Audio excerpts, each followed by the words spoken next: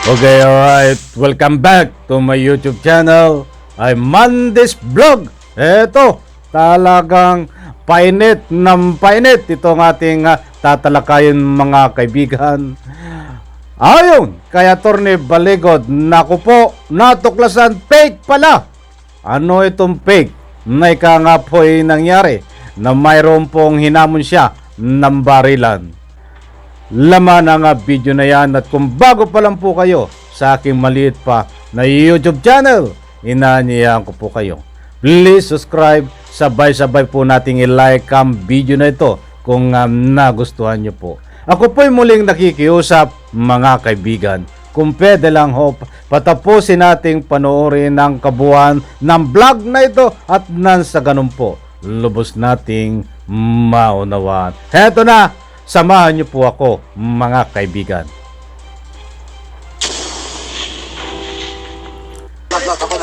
Game. Ano po? Magabarilan tayo? Sure. You want? Okay, on record. Eh, ikaw nagtanong eh. Dahil ano ang ginawa nilang stop action para ma-verify. For all we know, itong sheriff na nandito ngayon ay peke. Dahil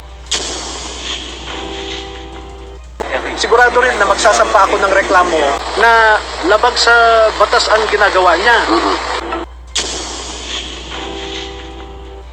At saka ang importante po, walang pasok ang mga korte ngayon. Holiday, deklarado. Eh bakit siya nagtatrabaho? Sobrang sipag itong sheriff kahit walang pasok, nagtatrabaho. Eh ang ginawa po niya, sinira niya yung bakod namin, binasag niya ang 3 CCTV. Sige. Eh, umaalma na kami dahil sobra na yung ginagawa ng sheriff. Attorney, kanina may narinig po kami na information na mayroon daw po yatang palitan ng potok. Kanina kasi, nagulat ang mga gwardiya namin na merong sumisira dun sa bakod.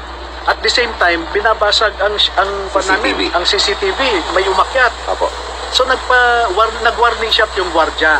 Eh allowed naman ang gwardiya sa regulasyon ng SOSYA na mag-warning shot para wag ituloy yung ginagawang krimen. Attorney, sino po ang naghahabol ng lupa na ninyo para lang sa kabatiran natin? Eh, ang sinasabi, ang kalaban namin sa korte is Titan. Tapos merong kumausap sa akin na dapat daw ang kausapin ko na yung Mega World. And Mega World is not even a party in our case. So I am confused. Eh kaya nga hindi ko maintindihan itong ginagawa ng korte na si Judge Ralph Lee na labag sa batas ang ginagawa niya. Ang sabi niya, gusto daw niyang i-implement ang decision ng Korte Suprema. Eh ang utos ng Korte Suprema sa kanya ay mag-conduct ng trial ulit. Eh hindi pa ho kami nagpa-trial. Nag-issue na kaagad siya ng writ of execution. Eh ano ang basehan ng writ of execution niya? Eh wala namang sinasabi ang court. Kaya itong Judge Ralph Lee na ito ay kailangan madisiplina ito eh. Alam ko napakarami ng administrative case nitong judge na ito at napaka-abusado ito. So, itong mga pulis na ito, sino ang may dala? Sino nagpatawag? Kayo na po ba? Or sila may dala-dala? Sheriff, nagdala ang sheriff ng pulis. Ang nag-utos daw sa kanila yung NCRPO. Okay. Eh, So, ano pong plano nyo ngayon? ituloy-tuloy lang namin yung nakabinpin na kaso sa Court of Appeals dahil question na namin yung mga order ng si Ralph Lee na ito. At sigurado rin na magsasampa ako ng reklamo sa mga galing sa NCRPO dahil ano ang ginawa nilang stop action para ma-verify. For all we know, itong sheriff na nandito ngayon ay peke. Dahil walang pasok ngayon ang korte, pero nandito ang nagsasabing sheriff daw siya na pinasamahan ni General Nartates ng mga pulis galing NCRPO. Okay, last na po, attorney. So, ito po bang sheriff, will you file a case or administrative case against him? Definitely. Marami siyang ginawang kalokohan din. Dahil Okay, alright. Yan po mga kaibigan. At maliwanag po ang pinanood natin ng video na yan. Palakpakan po muna natin itong si Atty. Baligod. Palakpakan! Okay, yan po ha. Basta ika nga'y abogado na nagsisilbi at nagtatanggol. Ng tama po ay talagang pinapalakpakan. Palakpakan! Matindi po ito mga kaibigan, itong ating tatalakayin dahil may usapin po dito na fake ang sheriff. Nako po. At dito nga ay bibigyan ng leksyon nitong si Atty. Baligod ang mga nasasangkot po dito. Ito po ang parto dahil marami po mga kaibigan natin, lalo po diyan sa comment section, ang nagbibigay po ng public opinion na bigyan po ng parto sapagkat gusto po nilang muling maintindihan ang ika nga po tunay na nangyari sapagkat ang pinakita lang po natin diyan sa ating first upload sa lahat po ng hindi pa nakakabisita doon sa unang upload ko nito ay puntahan nyo po, nandyan po ay hindi po nakita itong video ni Atty. Baligod. Data po at binigyan po natin ng part 2. Marami din po nagtatanong kung ito daw po ay may kaugnayan dito sa Digamo case sapagkat ito po sa hindi pa nakakaalam. Itong si Atty. Baligod ulitin kong muli, ay siyang masugid at abogado po dito sa Digamo case na kinasasangkutan po nitong utak di umano sa pagpaslang ay itong tinugurian na leader binansagan na leader ng terorista na si Arne Tibes. Marami po nagtatanong, naku po, punong-puno ang aking messenger. No, kung ito daw pong paghamon ng barilan kay Atty. Baligod at itong mga pulis na pinuntahan siya diyan po sa isang lugar ay kung may kaugnayan daw po dito sa Digamo case.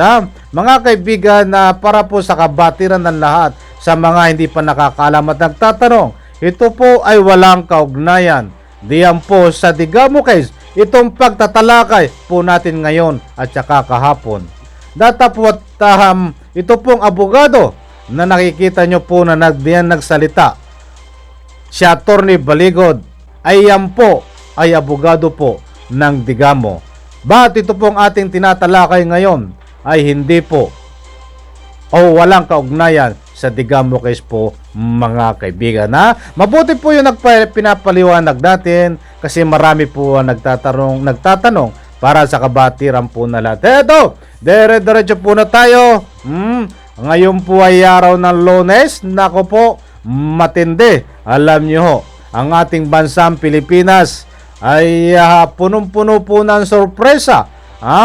Ay araw po ng Lunes ngayon, marami po ang kabang-abang. Balik-pasok na ang ating mga nag-oopisina dyan, lalong-lalo na po diyan sa DOJ. Nako, ang ating masisipag at abogado. Alam nyo, nako po, katulad ng sinasabi ko, araw ng Lunes, hindi po natin alam kung may lalabas ngayon, Martes, Merkules, na ika nga po itong call dito sa Digamo case. Pinadaanan lang po natin mga kaibigan bago tayo tumuloy dito sa ating pinakabuod ng ating pagtatapik, Luzon, Visayas, Mindanao. At sa mansulok ng mundo kayo naroroon, mga mahal kong OFW, kahit kayo ay abala, heto, alam kong sinasamahan nyo po ako dito para ika nga po'y panoorin ito ang ating maliit na pagtatalakay. Heto na! Nako po, matindi ito. Talagang patindi ng patindi. Muli po natin palakpakan Atty. Baligod. Ganyan. Ganyan mga kaibigan. Talagang pinapalakpakan. At kapag ika nga po hindi maganda ang gawain mo bilang abogado, ay siyempre susuntukin ka namin sa pamamagitan ng mga public opinion at counting komentaryo. Dito na po tayo sa usapin. Ito po inuulit ko ang parto netong paghahamon ng baril netong isang abogado mga kaibigan. Subalit yung paghamon po ng baril na yan ay natalakay na po natin kahapon. At nandiyan po, ika nga po pinakita natin sa video, ay takbuhin naman pala itong abogado na ito. Mga hamon ng barilan diyan po sa isang abogado na batikan din na buwan loob ay bagang buntod, paggamon ay biglang tumalikod, ay talagang, but ito mga kaibigan, may nasabi ho dito, si Atty. Baligod, dito po tayo magbabase. Ito po ang iniintay ng taong bayan kung ano daw po ang tunay na dahilan. Maliwanag po sa ruling ng video na yan ang dahilan kung bakit sila ay pinuntahan doon nitong sheriff at nitong abogado na naghahamon ho ng barilan. Talagang hindi ko makalimutan ang pangahamon, sabay tatalikod at tatakbo ko. Hindi lang kumuripos ng takbo, talagang tatakbo na yan, sa takot kay Atty. Baligod. Ay sabihin ba naman, call, o sige, ay ikaw ang nangahamon Diyos may abogadong walang kampanilya mga kaibigan. Maliwanag po ang sinabi ni Atty. Baligod na ito ay isang pangharas mga kaibigan. Tungkol po doon sa lupa ang ibig sabihin nito, kaya pumunta ron ng abogado at ang may kasama ang sheriff. Mamaya natin talakayin ang sheriff na yan, at bibigyan po natin ng din pagkatapos po dito. Mahigit 7 hektarya na lupain diyan po sa Quezon City. Naku po, malaki-laking lupa ito. Sa balor po ng lupa, malaki-laki ito, lalo't lalo na po nandiyan sa lugar na ika nga po'y sikat na Quezon City. Ay malaking usapin po yan, kaya ganun na lang siguro itong ika nga mga kahapon na mga abogado na talaga nangahamon ng barilan baka malaki ang bayad dito. Talagang iba ang nagagawa ng pera, no? Matatandaan po natin, kahit malaking pera pa yan, dapat na doon pa rin tayo sa control bilang abogado. Hindi po nangahamon ng barilan. Eto, diretso po tayo. 7 hektarya po na lupain ang may usapin po sa korte dito kay Atty. Baligod. Ito po ay nabili ng kanyang mother-in-law. Dapat siya po ay nga po humahawak dito at sa usapin legal mga kaibigan. Katulad nga po ng nasabi diyan ay araw po na nga po walang pasok ang korte kung bakit mayroong sheriff na nagpunta po diyan para po ipaalam sa kanya. Yun po ang katanungan ni Atty. Baligod. At heto ho, maraming nagpunta doon sa bakuran na binasag ang mga CCTV. Talagang matindi, babasagin ang CCTV. Anong klaseng kapulisan ito? Anong klaseng kapulisan kailangan pang basagin ng CCTV?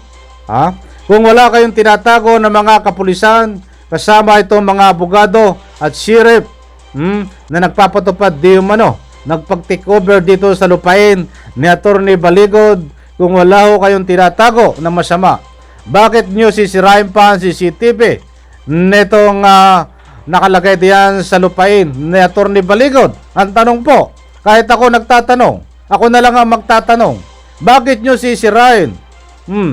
Karapatan nyo bang manira na ika nga po yung mga kagamitan ng private property? Private property yan dahil pag-aari po ni Atty. Baligod, nasasakupan at may bakod mga kaibigan. Dapat matuwa pa kayo. Kayong nagpunta riyan na sandamakmak na may dalang armas. Itong shoutout dyan sa mga kapulisan na nakasama dito po sa operasyon na ito.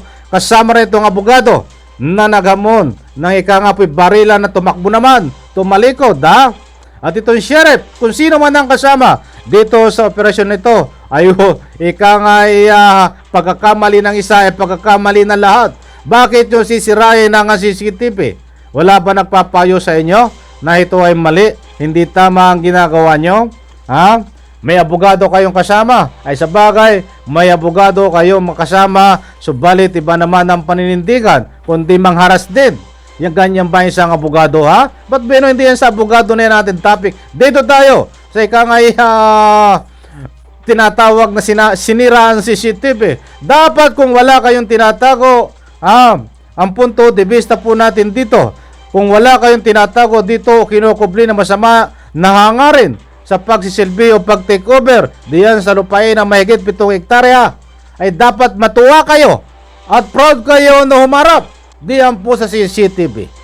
Na ito ay kaya kayo humarap sa CCTV at gusto nyo magpakuha ay dahil legal ang pamamaraan ng pag-takeover, ang pagsilbi, kung ano man ang sinisilbi nyo. Diyan po sa ikangapoy kay Atty. Baligod. Bakit yung nagawa na si Ryan? May kinukubli ba kayo? Ang tinatanong kong muli. Para sa akin kahit hindi na ito pag-aralan, kahit grade 1 na makakaintindi, bakit kailangan pansirain ang CCTV?